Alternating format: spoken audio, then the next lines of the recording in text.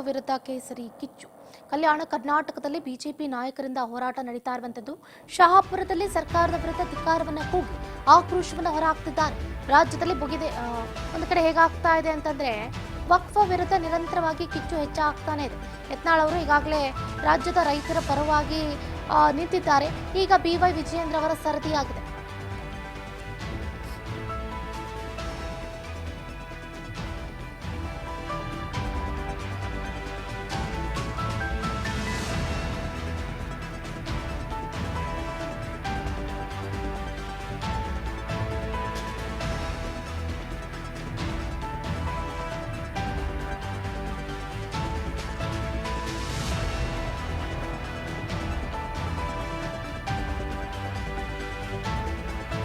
ವಿಜಯೇಂದ್ರ ಇವತ್ತು ಶಹಾಪುರದಲ್ಲಿ ವಕ್ಫ್ ವಿರುದ್ಧ ಪ್ರತಿಭಟನೆಯಲ್ಲಿ ನಿರತರಾಗಿದ್ದಾರೆ.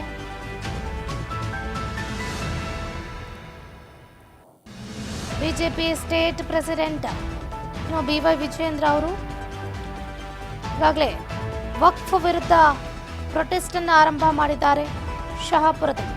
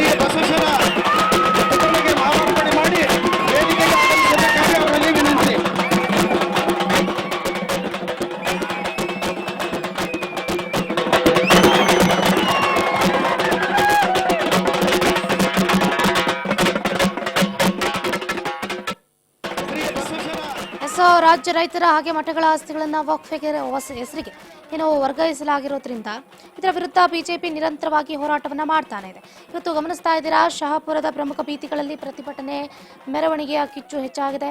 ಈ ಪ್ರತಿಭಟನಾ ಮೆರವಣಿಗೆಯಲ್ಲಿ ರೈತರು, ಮಠಾಧೀಶರು ಹಾಗೆ ಸಾರ್ವಜನಿಕರು ಭಾಗವಹಿಸಿದ್ದಾರೆ.